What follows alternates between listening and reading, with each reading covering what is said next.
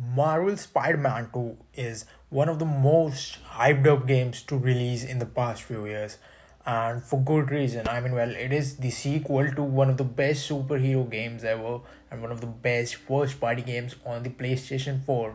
Now, I have done everything the game has to offer. I have completed the main story, I have got the platinum, and I have a lot of things to say. So, this is like my honest thoughts and review on the game. Not only as like a good sequel, a worthy sequel, but also as a good Spider Man story and just gameplay wise, if it is truly a next gen game or not. Now, the big question is if it is a good sequel, if it actually does what a sequel is supposed to do. Well, in short words, it fucking is. It is a beyond worthy sequel.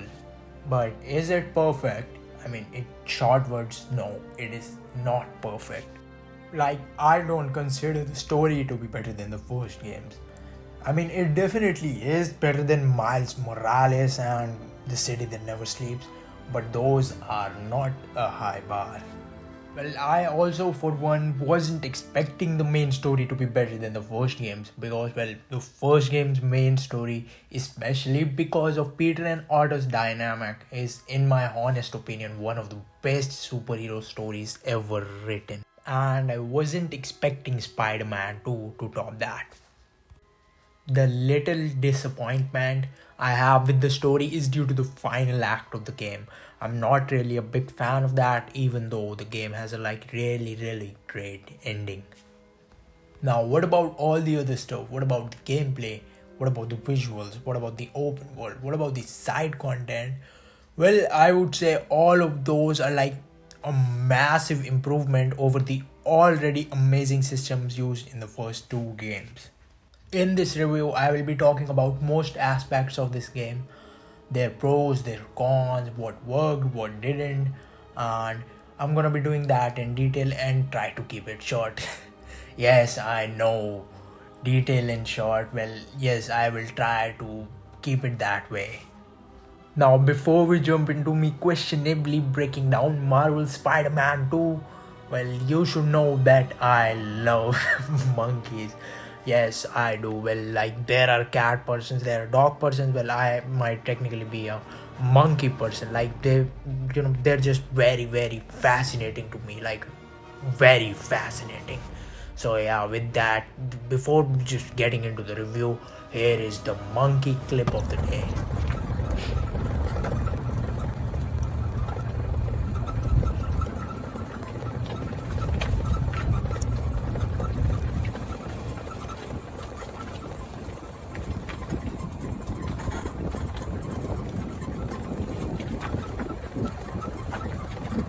Now, the thing that I personally and probably many others wanted to see more of was these characters and their journeys.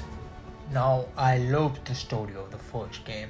It is so well written, and the characters, their relationships, along with the world building and all the little details, it is just so good.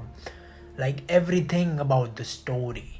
Peter's relationship with Aunt May, Jefferson Davis, Norman Ottoman Lee, Peter's relationship with MJ, even with the questionable take on MJ's character, Miles, Felicia, and especially Peter and Otto's dynamic.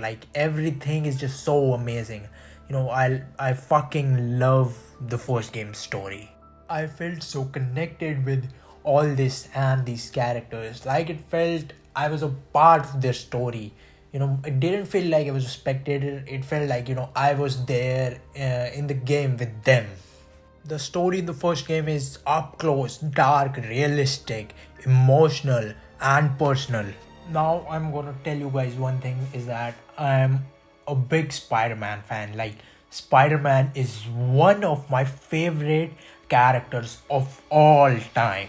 A really big Spider-Man fan. And when I first played the first game, I wasn't really feeling Spider-Man at the time. I'm not a big fan of the new Spider-Man and the MCU stuff in general. But when I did play the first game, I fell in love with this character again. And this time, not as a boy who, seeing a superhero kick the asses of some villains, but this time as a grown up boy who, understood what Spider Man stood for, like a symbol of hope, like never giving up no matter how hard he's hit, and actually understanding the quote with great power comes great responsibility. I connected with the characters in the game, the themes of being a Spider Man, his relationship with others, him balancing his work and personal life. So, yeah, naturally, I wanted to see more of that. I mean, not only more of Spider Man, but of Peter Parker's journey, how his relationship develops with his loved ones, and how he copes with the loss of the people that he has lost. And would he be able to protect his city against the greatest threat he's going to face? Now, in all honesty, I will say that I am pretty much content with the main story in Spider Man 2. The main emotional core of the story is Harry and Peter's dream of healing the world, with Craven's last hunt being the catalyst of the plot. Both these two new main characters, namely Craven and Harry, are a great addition to the cast. Peter and Harry, as expected, have a really emotional and touching dynamic, and all those flashback scenes with them in the high school, that just those just goes to show how deep their friendship goes, while also giving us insight into Peter's clumsy first years as the vault crawler. Peter, Harry, and MJ enjoying themselves so much at Coney Island, and just Peter finally getting to be Peter. That whole talk with MJ atop the big wheel, yes, the big wheel, the greatest Spider Man villain of all time, the big fucking wheel. Okay, okay, that whole talk with MJ atop the big Ferris wheel, things like that is why I think Insomniac, is the best choice for, Spider-Man games. Like, because they understand not only Spider-Man, they understand Peter Parker and his relationship with other characters. That is what just, makes these games so great. And yeah, from all this, you can gather that I really, really love the first act. Like, I really did. I also surprisingly really enjoyed Craven. Like, he surprised me so much. I thought Craven was like going to be some boring, bland side villain, but he just came out of nowhere, and I didn't expect him to have so much depth, and everything from his intro to his character conclusion was like almost perfect in my honest opinion. Jim Perry's voice acting, wow, so good. He made Craven so menacing and just he, scary. Like, he actually felt like a threat, and that is the first thing you have to get right when making a villain. And Insomniac Games, Jim Perry and the whole team did it incredibly well. And not only that, all the other things about Craven, his motivations, even the just side quest to do the hunter bases and the hunter blinds and shit, and there's like these conversations with his family, they're just so in depth, and just gives more insight into Craven as a character. Stuff like that is what, little details, even the little details makes things amazing, and I really, really loved it. And Craven is just such a cool character. I asked for an equal, and this is what you find. He's so cool. Is this the best you can? He's so cool. There are no good men. Only good prey. He's so cool. He's so cool. Now moving on to Miles. Like, I really, really like Miles, especially the other one. You know which one I'm talking about. The other one, the better one. Miles, the black one! Now, I'm not a big fan of the story of his spin-off. Like, I thought the whole thing with Finn and her brother was just really, really mediocre. But I like what they did here, like building on the stronger part of his character, him trying to make his mom and late dad proud, not trying to be consumed by vengeance. And he's not a big part of the main emotional core of the story.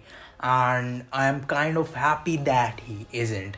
But sometimes it felt like they, just gave missions to Miles just to give him more screen time. And like for example, the Black Cat mission, like the one where we as Miles have to rescue Felicia, because Peter said that she wouldn't listen to Peter, and someone who doesn't know her, maybe she will listen to them. So yeah, that's why we have to do that mission as Miles. I mean, it's a pretty plausible reason, but like to me it felt it was just to give Miles more screen time when the mission clearly would have made more sense with Peter. I mean, maybe it's just me, but I just love her interactions with Peter so much. And by the way, she switched sides. Not that it's your business. My girlfriend's in Paris. No, God! No, God, please, no! No! No! No! So, as I was saying, this is Peter's sequel, and I'm glad we got to see Miles shine in his own way and still not take away from the main dynamic and emotional core in the story. Now that brings me to Peter with the symbiote suit. Like, I fucking loved Act 2 so much. I think it's just the best part of the game. Like, this is where things start to get insane plot wise. Craven is on the hunt for Peter, and Peter starts getting more aggressive and mean with the symbiote suit. The lizard is on the run. Harry's condition is getting worse gradually. We find out about the origins and effects of the symbiote suit. Peter and MJ's relationship is put to the ultimate test, and we also find out more about Craven's motivations. And then there's this lizard mission in this section which I really love. Like, it's so good. It's called It Chose You, and probably my single favorite mission in the entire game. I don't know if others also like it that much, but I absolutely loved it. Like, this act is so good, not only playing as the symbiote, but Peter like behaving more aggressively and mean. And just, man, Yuri Lowenthal's performance here is so good. Like, Bully Lowenthal, oh my god. Even the MJ mission in this act is pretty fucking good. Yes, MJ missions have made it written. I simply do not know why. Like, yeah, I can see they're trying to go for the whole be greater together, and with together they not only mean Miles but MJ as well. So I can see where they're trying to go with that, but I'm still not a fan of playing as MJ in a Spider-Man game. But I have to give them the MJ mission in this act 2 is how I would like to see MJ missions if they want to do more of that, because I think that's the perfect way. Like, I really loved seeing Peter cause carnage and be all aggressive through the eyes of the person he loves the most, and he's on the verge of almost hurting her, and she tries to snap him out of it, and it's just so chaotic and intense. Like, this, in my opinion, was a really good way to do an MJ mission. Miles has to fight against his greatest nemesis, Martin Lee. And this is the scene where I think Miles shines the most in the game, and I absolutely loved it. Like, instead of getting consumed by vengeance, he lets Martin Lee escape, and he helps him to escape because he knows that is the only way he can be a good Spider-Man, and that is the only way at that particular situation that he can help Peter and the others. Now the ending of this act is also incredibly bonkers. Like, Peter is going all aggressive against Craven in a very really cinematic and good boss fight, and Miles steps in to stop Peter from killing Craven, and then you have to fight Peter as Miles. Like, this was so insane scene after insane scene, and it just didn't even give you time to like process what was happening.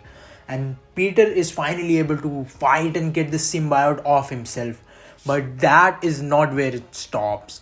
Like, the symbiote gets back onto Harry at Oscorp Lab, and like, you get to fucking play as Venom. Like, after all that insane shit, you fucking telling me that you get to play as Venom, absolutely fucking insane. I don't know what else to say. My reaction, just I'm not gonna show it here, but it summed up everything in that moment. Like, I was like, what the fuck is going on? Because you just don't expect it to come like out of no fucking where.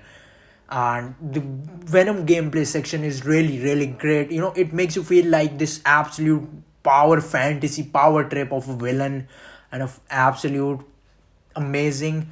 You get to like throw around enemies and just fucking brutally murder them, and it's so good. But you can see that the Venom gameplay and system, they didn't really they didn't really get deep into it, and it was just meant to be something like that. But he does have special abilities and moves of his own. He has a fucking ranged parry, for God's sake. But yeah, you can see that it could get repetitive after a while, even though the sequence isn't very long. And then you get to fight Craven as Venom, which I thought was like really good as well. The boss fight wasn't really hard or anything, but it was really good, just getting to fight a villain as another villain. And I have to say that more than the boss fight and more than playing as Venom, what I loved about it was Craven's character conclusion. Like I said, I loved his character from start to end, and the character conclusion for someone like him was, in my opinion, almost perfect. Like him just finally getting what he wanted all this time, to get beaten and killed by someone he thinks deserves to be worthy of it. He finally got the thing that he was craving the most. Craving, you see what I did there? So that concluded Act 2, and after this is where things start to go off the rails for me. It just got too much to take in my opinion. It didn't have that grounded and focused feel the first game had, or this one had so far. I really didn't like the whole symbiote animes. I mean, I like the symbiote spreading through New York. That shit looked like a horror movie. It looked brutal. But the enemies thing, I didn't like it at all. Especially their look, they just look so fucking goofy with all the colors and shit. I also think that the whole meteorite plot was really messy, and like sometimes it didn't make sense. But maybe it's just me, but that is just my opinion. One more thing that I didn't like at all, you all probably know what I'm talking about. So I'm just gonna go ahead and show you, because it got a fucking hysterical laugh out of me when it happened. What?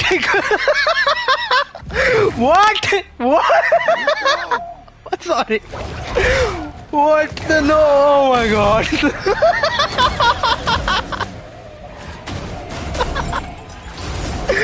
Oh, what the fuck? What? Now, I do not know who thought that shit was a good decision, but yeah, that did happen, and it's still fucking surreal that it actually happened in the game. But I did like the dialogue during the boss fight, like Peter trying to get back MJ. Another one of the reasons why I like Spider-Man so much as a character. Now, as we get into the final few missions, Peter gets the anti-venom suit, which basically replaces the symbiote abilities with white color instead of black. And Miles also gets a new suit. I do not like the look of either of them, and I mean, just the Miles suit looks really terrible in my honest opinion. Like, why the fuck does no one tell Miles that his hair sticking out like that does not look good at all? Now, the ending of the game. The ending I really like. I think it's pretty good. And about the final mission though, even though I'm pretty content with most of it, there are some parts that I do not like the whole meteor destroying thing is not that, in my opinion. It's not that, it's really not. Also, we have to talk about the opening section of that mission, the MJ sequence. Here we go, once again another MJ sequence, and in the final mission of the fucking game. And I have to say, like, I like MJ missions. I like some of them, and I do not have that big of a problem with most of them. Like, really like the one I talked about earlier in the video, or I also really like the one where MJ sneaks into Norman's penthouse in the first game. But this one right here, it was like fucking horrible in my opinion, like the most unrealistic shit I've ever seen. And I'm not being misogynistic or like saying that MJ is a woman or that's why. It's just a simple thing that she is a normal fucking civilian. Like I do not know why that mission exists and why Peter thinks it's a good idea for MJ to go inside the like symbiote nest and fucking grab the That is meteorite. without a doubt the dumbest fucking idea I ever heard. I really like the Venom boss fight in the final mission. That shit was good, especially with those wings. Holy shit. And really like Peter's dynamic with Harry as well that came to play into this mission. The whole emotional call, like this was supposed to be the big finale and conclusion of that. And I thought this was pretty well done. I thought that the boss fight and that relationship between Peter and Harry kind of like carried this final mission, but maybe that is what it was supposed to do. But well, there we go, that's it, that was the game. And I really like the epilogues and ending of the game, like the thought of Peter like kind of like going into retirement, MJ moving in with him like trying to not look at the web alert on his phone, and MJ like trying to help him with it. I thought it's pretty good. Like, definitely we're gonna see Peter again, but like this temporary retirement thing, I think it's a pretty well fit for his character's conclusion in this game. And like him passing the torch on to Miles understanding the responsibility he has now, and like really good. What else can I say?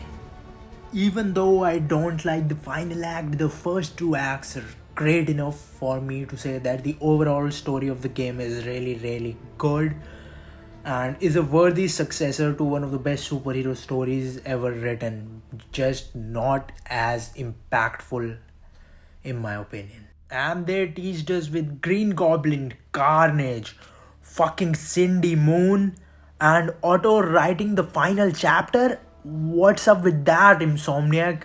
You guys count me in for whatever that is you have cooking. Well, with that, let's move on to other things. The first one is the Traversal. Traversal in open world games, especially a Spider-Man game, is really important. And the first two games had an already amazing traversal system. The swinging mechanics, I would say, were great. But this sequel like improve upon it and upgrade upon those already amazing mechanics? Well, the short answer to that question would be yes, it did. And I would say like it's kind of a big improvement on the already amazing systems in the first two games. The swinging is 2 times more faster, and the addition of web wings make traversing New York even more fun than before. Not to mention the fact that you can do loop-de-loops now, which is honestly one of my favorite things about the swinging in this game. Do not forget to get that skill because it is fucking dope. And for the people who were like, the first game doesn't have physics-based swinging, well, this game does. You just need to go into the settings and lower the swing assist. You can just lower it down to fucking 0 to just get the most immersive and realistic swinging experience. But it does take some time getting used to. I gradually decreased the swing assist. I like decreased it to 8, then to 5, then to 2, and then finally now at the end I decreased it to 0. There are multiple new additions to the Traversal apart from the obviously new tricks and animations. Some of them include slingshots, more specifically super slingshots, which can like propel you into the fucking air, and with the wind tunnels and web wings you can literally fly in this game. So not only does this game makes you feel like Spider-Man, it also makes you feel like Superman. Now, what I would like to say about the combat in the game is that the combat is kind of still the same, but I don't think it's a bad thing. because it's really upgraded and better than what it was in the first two games. And it has a lot of variety now. Miles like still has his bioelectric powers from his game, which are even more upgraded here, and he gets a lot of new abilities. Peter's gameplay especially is very much varied. Like he has the iron arms, and he also gets the symbiote powers, which are like absolutely bonkers crazy and overpowered. The Iron Arms Barrage, which is the first ability you get to use in the games, is also one of my favorites in the entire game. Like Insomniac did so well with the Iron Arm, they even made me change my views on Peter Parker with like Spider Arms, Iron Arms. That just goes to show how well they implemented it into the game. You can slam enemies sideways into the walls or down into the ground, or you can even unleash a flurry of kicks with enemies who are besides a wall or an object, and trust me, that thing never gets old. But the thing that made the combat like really different and amazing for me is the fucking parry. Like I do not see people talking much about the parry. I do not know why, but the parry fucking changed the gameplay in this game for me. Like I love parry in video games. I think it's the most satisfying thing you can do in a video game is just parry your enemy's attacks and counter attack. I think every game should have a parry. And when they announced this game was going to have a parry, I didn't really know what to expect because I've never imagined a Spider-Man game with a parry. But the parry in this game is like implemented perfectly. It does take some time getting used to because like the attacks that you can parry and have to parry are signaled with red color, which in most games stands for unblockable. So yeah, it can take some time getting used to, but once I got the hang of it, it just kind of completely changed the combat for me. It made it so much more satisfying, be it with Peter's iron arms, Miles's venom powers, or Peter's symbiote powers. The parry is extremely satisfying and kind of a game changer in the combat for me personally. You can even acquire skills and mods that make parrying attacks fill up your abilities quickly, so that way you can use your abilities even more frequently.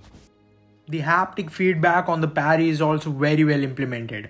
Well, I would say the haptic feedback and both the adaptive triggers are very well implemented generally in the whole game. Probably like one of the best uses of the DualSense controller in any game so far. The stealth, I don't know what to say about it. The stealth is like basically exactly the same as the first two games. You have a new gadget now called the web line that you can like use to cast lines all across the place, walk on them and do stealth takedowns from there. It makes it even more easier than it was before, and you can even do double takedowns by acquiring a certain skill.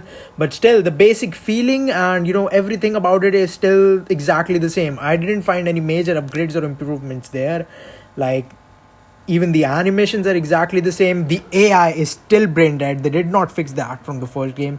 Like enemies hung up on ropes and pillars and web lines in front of them cannot see, they cannot see the enemies hung up in front of them. Like it kind of gets annoying and immersion breaking after some time, but like okay, it's not a big deal. So just like the Traversal, I would say that the combat is a solid improvement over the predecessors. Now the final thing that I would like to talk about before ending my review is the side content and New York in general.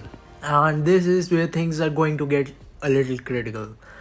Like one of the biggest criticisms I had of the first game was the side content. Like I really loved the New York and the open world, but the side content was all this like Ubisoft copy and paste like checklist of points of interest all over every different district and region. And instead of working upon that flaw, I mean, like that is also what a sequel is supposed to do. It is not only meant to upgrade and improve upon what already worked and what was already amazing. It is like also meant to improve upon the flaws and what didn't work. They are needed to do something better. That is also what a sequel is supposed to do. But they didn't. They instead just did it all over again, even though like it had a criticism for not only me, like most of majority of the fans and reviewers, like they were critical of the open world activities and this collectathon in the first game. But instead of like doing something different about that and just doing normal good side quests, they did this again. And the worst thing this time is that all of them, probably all of them, lead to something really interesting, like just about the Sandman minions Marco's memories. The thing is that when you complete all of them, they lead to a really good character conclusion for Sandman. But the most baffling thing is that you have to go all over town and do the same thing over and over again. And I just find that really annoying in this game, especially. And even with the other ones like the hunter drones, that leads to something really interesting and sets up well for the next game or whatever DLC they have in plan or whatever shit. But the worst thing is that for that you have to do those annoying, boring, uninteresting hunter drone sequences all over the city again. It's the same thing, nothing different. And that, in my opinion, is the worst part about the game. Again, just like the first one. And they didn't do anything to change that. They didn't improve upon that very big flaw that the first game have, and it's still here, and it's even more baffling than before. And I don't know why they did nothing. Maybe they didn't want to put too much effort into it. Maybe they just wanted to play it safe. But I would say that the open world activities actually suck, even though all of them have pretty good background stories and lead to something good. But the stuff that you have to do to actually get those is very annoying and repetitive. Especially a certain point of interest that is scattered throughout the city during the final act. Those are the worst ones, like the fucking worst. If you think the rest of the ones are bad and repetitive, annoying, wait till you get to those. And the people who have done them know what I'm talking about. Like you just wouldn't want to do any other after just doing a single one of them. They are so repetitive and annoying without any depth or like effort put into them. Now, the side quests are where the side content in the game shines. Like most of them are really well written and thought about. You can see that people actually worked on them and they were passionate about them. Instead of a few like the ones in Miles' school, those were fucking boring. And that one with the graffiti, like I can see what they were trying to do with that, but I'm gonna be honest, like this may be offensive or this may sound rude, really rude, but I'm gonna say the truth that no one wants to play as a blind and deaf person in a fucking Spider-Man game. Now moving on to the good side content, the actually good written and done side quests, well those were really well done in my opinion. Like the one with Howard's birds. Yes, Howard makes a return and he breaks your heart. That is really well done. And also the ones with the flame side quest were really well done. All of them like have some great moments, and it also has a great conclusion which I'm not gonna spoil, that will lead into either the next game or DLC or whatever, and I'm really excited about that. But the one that like touched my heart, which I never would have thought it would, was Grandpa. Like when I started the quest, I was like, Grandpa must be some kind of fetch quest or whatever. It seemed like that at first, but the quest, as I started to play, it started to get more interesting. And when I found the Grandpa, the quest, it actually made me tear up, which I cannot say about a lot of side quests in other games. And the dialogue in the side quest while Peter is just sitting and the Grandpa is telling Peter about how he's proposed to his wife, and that when he comes to sit there, he can still feel her. He can feel as if she's with him, and that is the power of love. He tells that and stuff like that. You see that developers made stuff like that with passion, and it just makes you happy seeing that. It made me tear up, and I was having tears of joy at that moment. Like it was so well written and beautifully done, and Peter was also like probably feeling the same. They went that into thought process. The music, the background, the cinematography, it was just absolutely perfect. And I never thought I would say this about a side quest titled Grandpa, but Grandpa broke my fucking heart. The dialogue reminded me a lot of Master Aemon's conversation with Samuel Tarly in the Game of Thrones Season 4 episode Watchers on the Wall. That shit was good as well. The crimes are basically the same, but like it is very much more immersive, because like when you're doing crimes, Miles or Peter or other vigilantes in New York can join you, and like you can like fist bump them or give them do this spidey pose or stuff like that, and it just feels really cool that seeing other spideys are also like fighting crime together with you and other characters. It makes New York and the whole world building feel alive. As for the New York map, Manhattan can feel a little repetitive if you, like me, have played the first game or Miles Morales a couple of times. But the addition of the two new boroughs, Brooklyn and Queens, it balances things perfectly. There are little details and changes in this open world that makes this whole series and game feel just so much more immersive. Like the fixed construction sites from the first game, now they're totally and completely built, and it just makes it seem like time has actually passed and makes it feel so much more immersive. The vehicle and pedestrian density has seen a massive upgrade from the first two games. Like if you just stand there or if you are swinging and you look at the roads in New York, Manhattan, Brooklyn, Queens, wherever, there is so much traffic and so many people on the screen at every single frame. It's incredible. It's extraordinary what Insomniac was able to do here with the power of the PlayStation 5.